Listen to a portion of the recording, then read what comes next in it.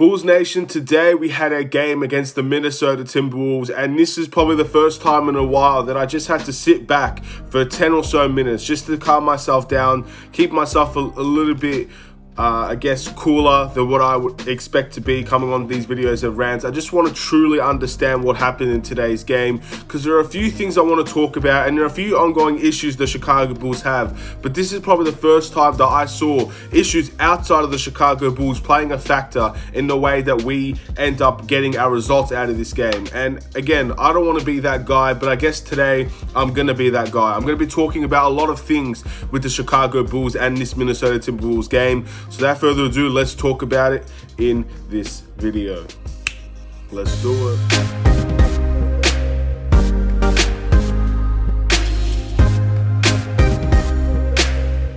What's up, everybody? It's the Aidan Sports Show, and welcome back to another video. Today, we've got a Chicago Bulls versus Minnesota Timberwolves game reaction. The Chicago Bulls played a very good offensive game today, and once again we do have the same issues, very similar issues we saw with the Hawks, very similar issues we saw in many other games that did apply in today's game as well. We did see some very poor defensive coverages from the Chicago Bulls, but in the end there was a little bit more that definitely defined the victory for the Minnesota Timberwolves and the loss for the Chicago Bulls. So we're going to be talking a little bit about all of that in today's video. But before we get started, please like and subscribe to the Aidan Sports Show YouTube channel. Turn notifications on and let me know in the comments below your thoughts about the Chicago Bulls game today. How well did we play? Were we poor? Were we good? Did you like our defense? Did you like our offense? And your player of the game. The scoreline for this game is 121 to 117. And before I go any further into what I really have to say, and something that it's been on my mind, but something that it really was brought to light today, I want to give some positives and negatives to the Timberwolves. At the end of the day, this is a game reaction, and I want to show that I'm not trying to be biased here when I say the things that I'm about to say after I give those positives and negatives to the Timberwolves. I thought the Timberwolves played a fantastic offensive game. And again, their statistics over the last month has shown that they have been a fantastic offensive team, especially now that they have D'Angelo Russell coming back, even coming off of the bench and making an impact.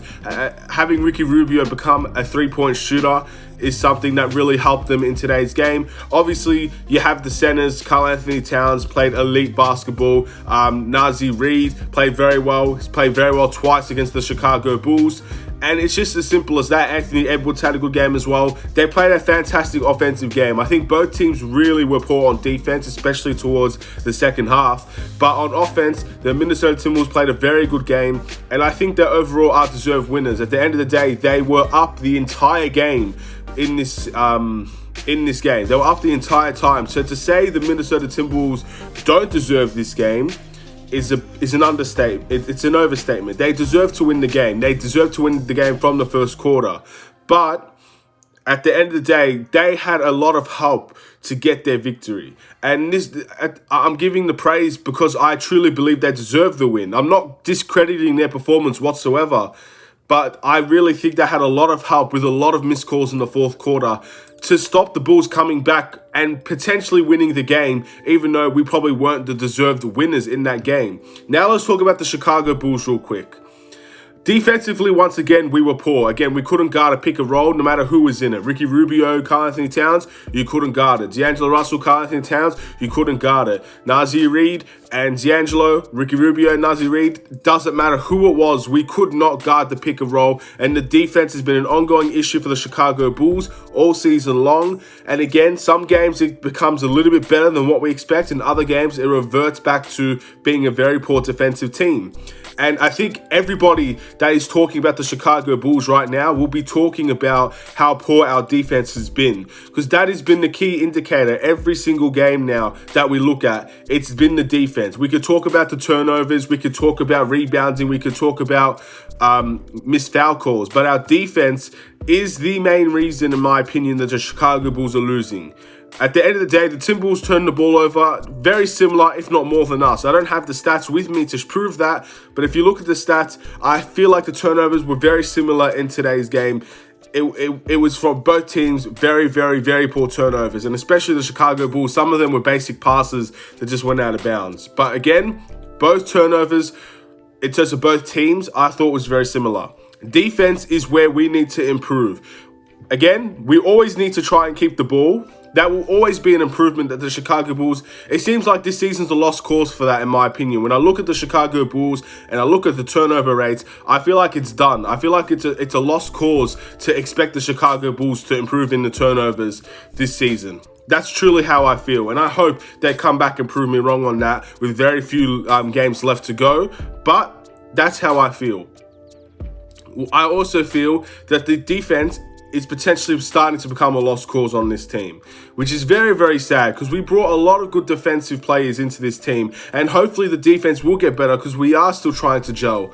But when you bring in the likes of Daniel Tice, he had a great game today. Troy Brown had a very good game today. You have defensive presences in there like a Thaddeus Young, who is a fairly decent defender. You even have Zach Levine improving defensively every year. I mean, we have the capabilities, but we don't show it every night. And that is what is the most frustrating part. And now to get on to the point of the video, the referees, the foul calls in today's game.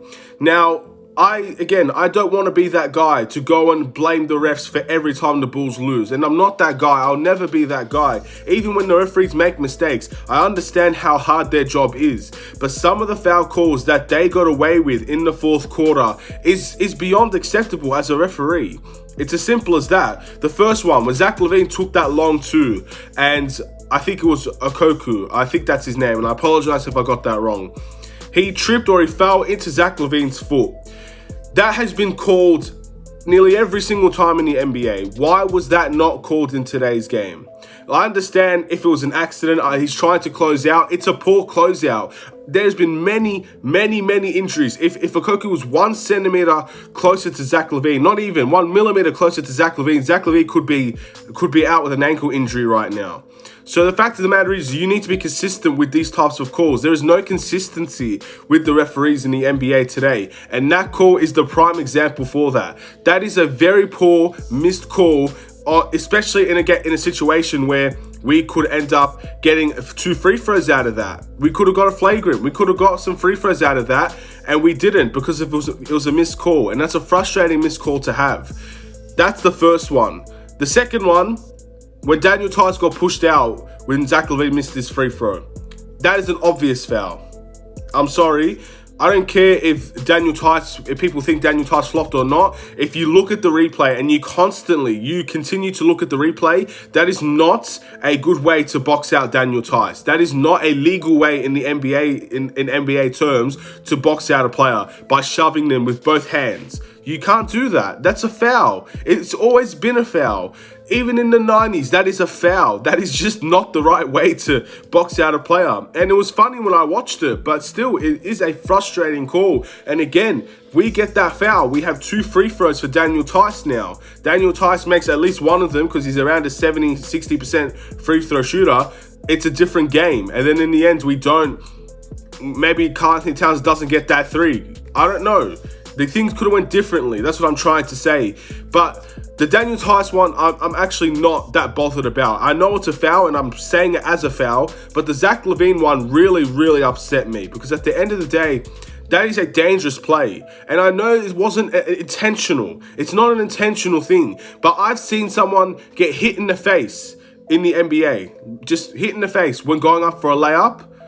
And that's seen as a flagrant foul because of head contact. The same thing needs to be applied when someone is closing out that poorly on a player that's trying to shoot a 3. Even though it was a long 2, it doesn't matter. That's a very poor play, and there's a very bad missed call from the referees.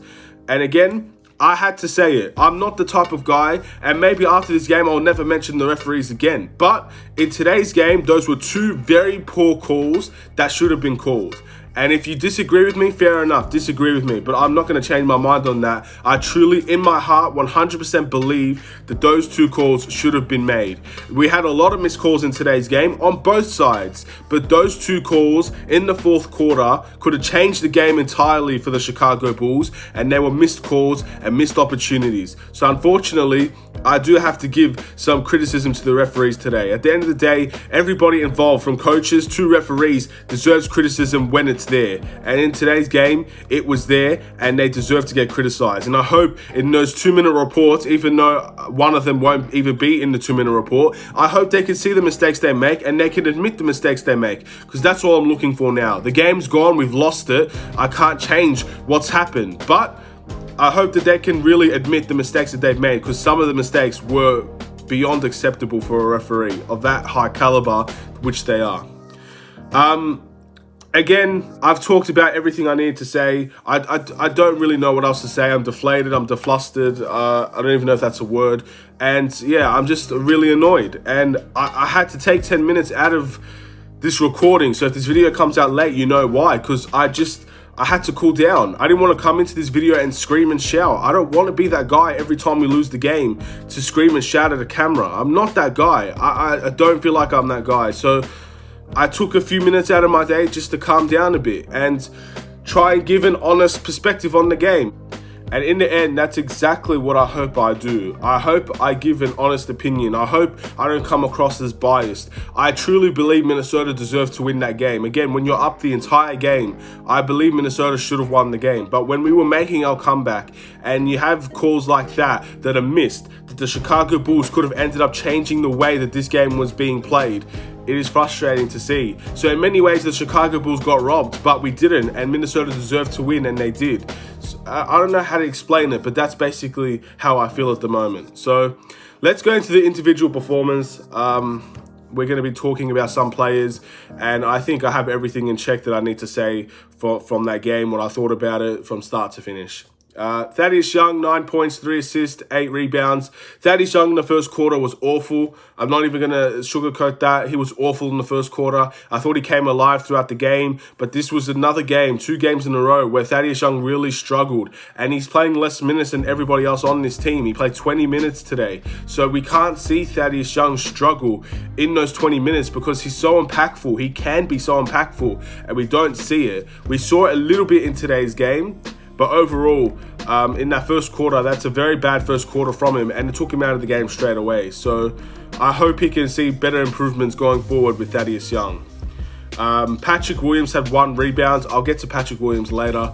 Nicola Vucevic, 18 points, 5 assists, 5 rebounds. I thought he struggled today. I understand the stats might not show that, but I really thought Nicola Vucevic had a very, very, very, not bad game, but a very difficult game. He struggled a lot in today's game. Karl-Anthony Towns definitely bested him in today's game, and he ended up, in my opinion, struggling. And again, he's a new player. To expect Nicola Vucevic to be a 30-point per game scorer and 10 rebounds every single night, joining this team relatively new, it's hard to say that he can be that type of player, but I think we have still yet to see the best out of him. There have been some bright spots. There's been some very good spots. There's been some consistency. But today's game, we didn't see that consistency. I thought he struggled majority of the game, and I think it showed. And I think if we had the best of Nicola Vucevic, we may have seen a different story in this game. But again, you can't change what's happened. He struggled today. It is what it is. It happens to the best of us. And hopefully this is a one-off, and next game, we will go back to see Nicola Vucevic thrive with the Chicago Bulls. Zach Levine, 30 points, 6 assists, 7 rebounds. Zach Levine definitely did not struggle today.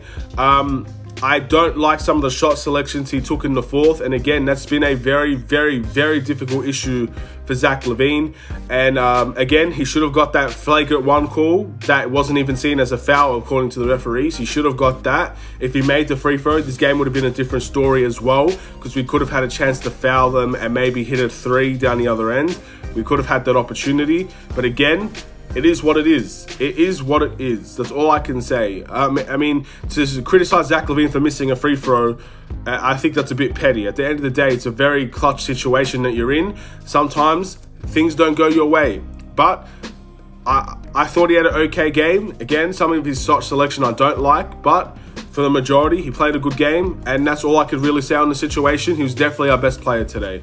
Satoransky, 10 points, 6 assists. Definitely played a much better game compared to the Atlanta Hawks game. I thought he played fairly well.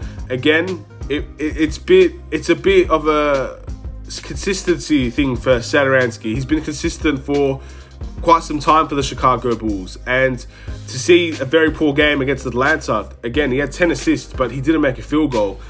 To see him bounce back, I expect it. So there's not really too much to say about Satoransky. I expect him to have a game like this.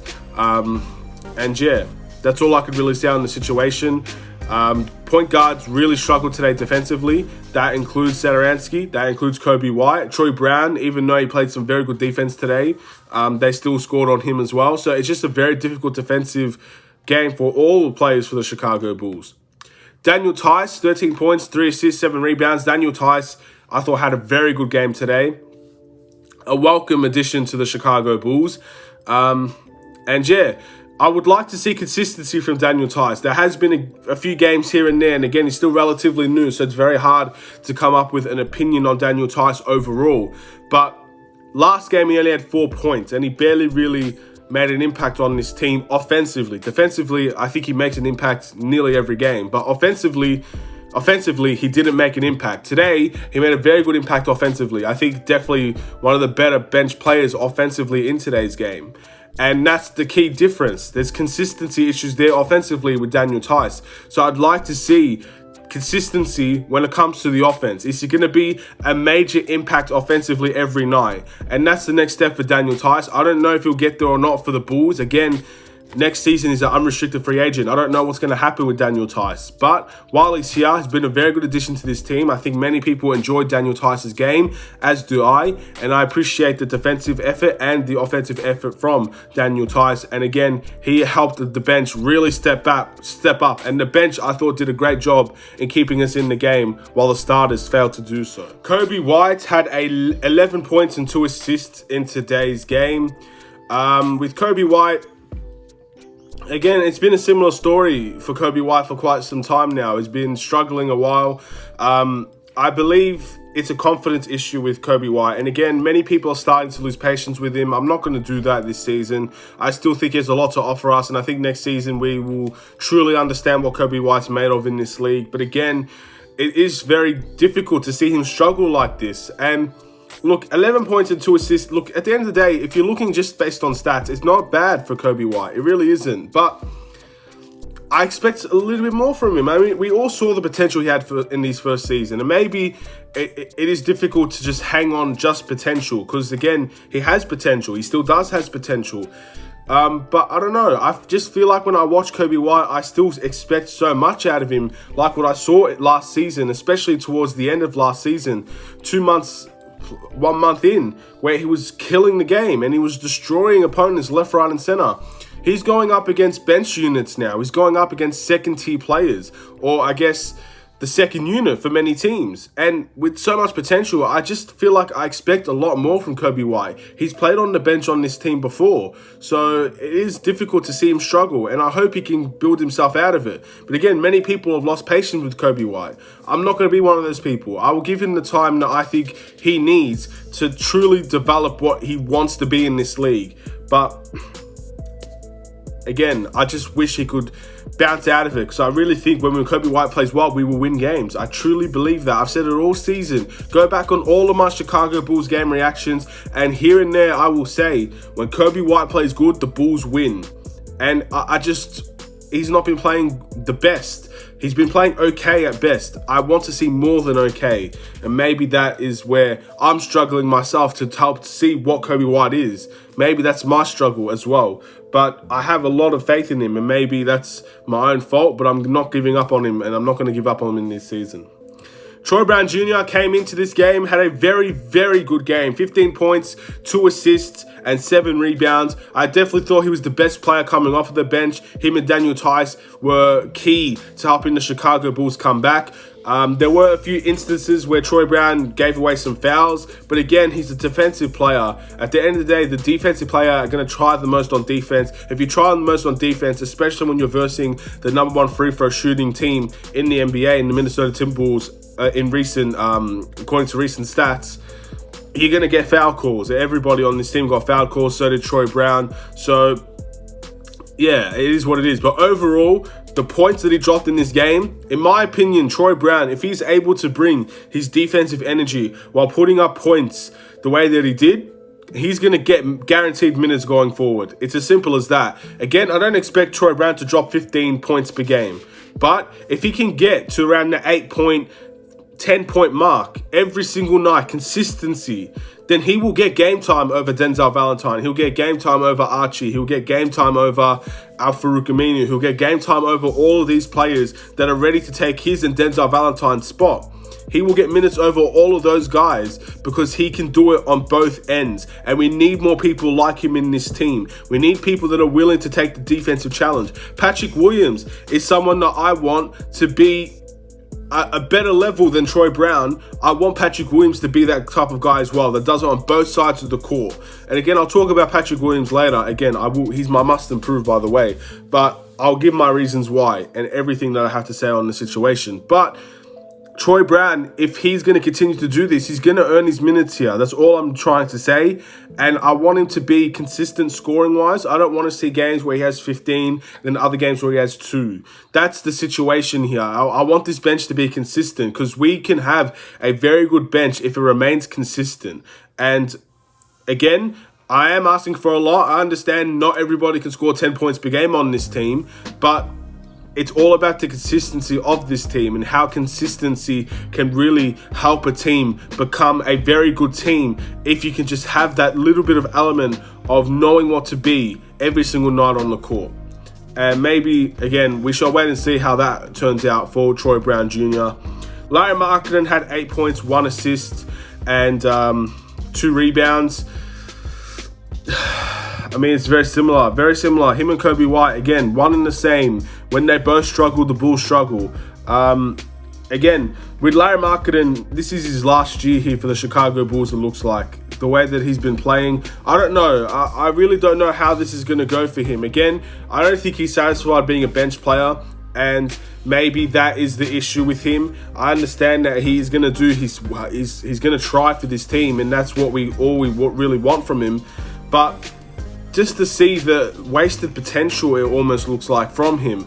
I saw a very good post hook today, which again, I want to see him continue to do that. He's a 7'1" power forward that moves very fast for his size. I would like to see him go into the post. I'd like to see him become a little bit more physical. I'd like to see him show his presence on the court and not just be his catch and shoot, or not just be a player that will only shoot when the ball's given to him. I want to see him create his own shots in many ways, I guess is what I'm trying to say.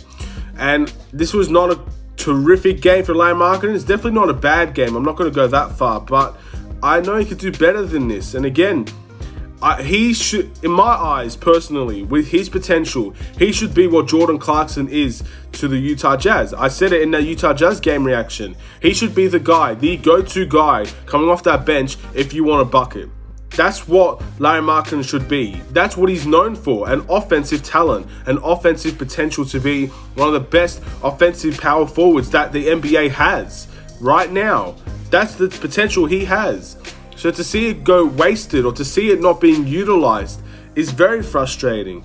And again, I guess I just want to see more out of Larry Markkinen in that retrospect. Potential is very hard sometimes because you struggle and you're stressed because you don't see it every night. But with Larry Markkinen, he's been in the league for 4 years. It's coming close to 5 years. I mean, if we're not going to see it now, when are we going to see it? That's what I'm really struggling with Larry Markkinen. And I don't remember what Denzel Valentine have, so I'm sorry, Denzel Valentine. I know you made some clutch shots in the fourth. I thought Denzel Valentine, in terms of the entirety of the game, didn't do too badly. But again, he's getting his minutes slowly taken away from him. I mean, he didn't play last game, I believe. If he did, he only played a few minutes. I think he played a lot more today than he did in the last game, if he did play. So again, I mean, Troy Brown is taking his minutes. And again, what's Denzel Valentine going to do about it? We talk about competition. What is Denzel going to do about it? The must improve is Patrick Williams. But Patrick Williams, I feel very sorry for a guy like Patrick Williams, because I only really saw Patrick Williams take 2 shots today. 2 shots, mid-range, and he made them himself. He made his own shots. No one gave him an opportunity to score from the 3-point line. No one really gave him a play, nothing. He didn't get any service in this game. He didn't get any of the ball. So a very frustrating game. Defensively, got a few foul calls on him. He had a good block. I think he had a good block in today's game as well on Karl Anthony Towns.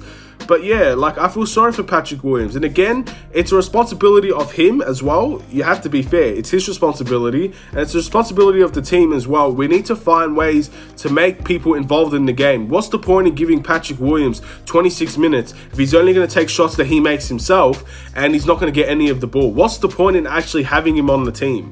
What's the point in starting him, giving him 26 minutes when he's not going to get any of the ball? It is very frustrating to watch Patrick Williams and to watch the Bulls kind of neglect him on the offense. It was frustrating today. So, yeah, that's all I really have to say on that matter. And again, I know Patrick Williams will bounce back from this, and the Bulls will help Patrick Williams bounce back from this. Again, I've always talked about consistency with Patrick Williams. I think he will end up becoming an extremely consistent player for the Bulls in the long run. And the player of the game is Zach Levine. I mean, I don't really need to say anything else. I don't think anybody else really stepped up to the plate like Zach Levine today.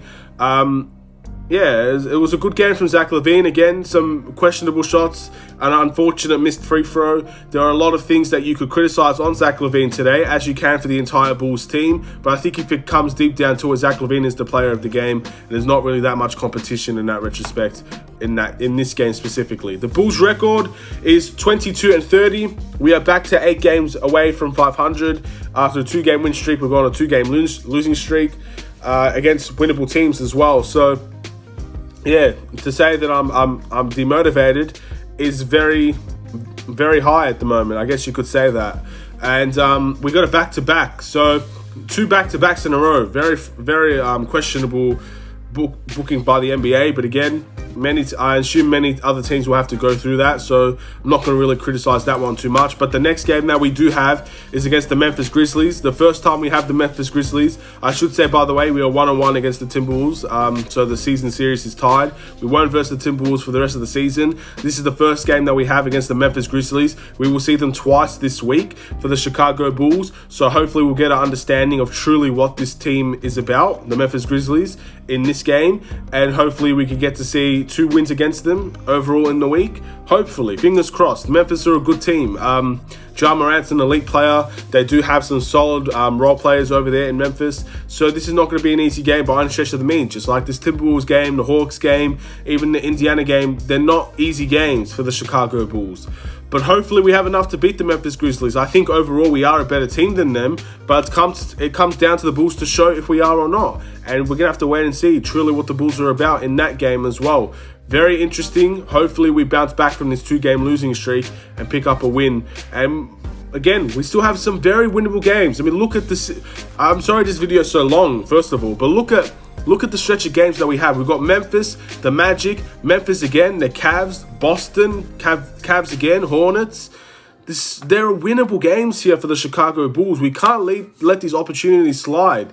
It's as simple as that. It is as simple as that. There's no running. There's no hiding. We cannot let these games slide. We need to find an element of I guess, a deeper mentality to try and beat these teams, because we have an opportunity here and we are letting it slip away with losses like this. So all I can say is I hope it turns around. But again, it's an up and down season for the Chicago Bulls, and that's why my mood, depending on the win or the loss, is up and down, because that's how I feel on the day. Just an up and down season. So let's see what the Bulls can do in the next game against Memphis. Thank you guys for watching. Please like and subscribe if you're new. Have a wonderful day. I apologize for the video being long. I know many of you won't watch till the end, so I do apologize for that. But if you did, thank you, and I'll see you in the next video. Bulls Weekly should be coming out tomorrow. Take care and peace.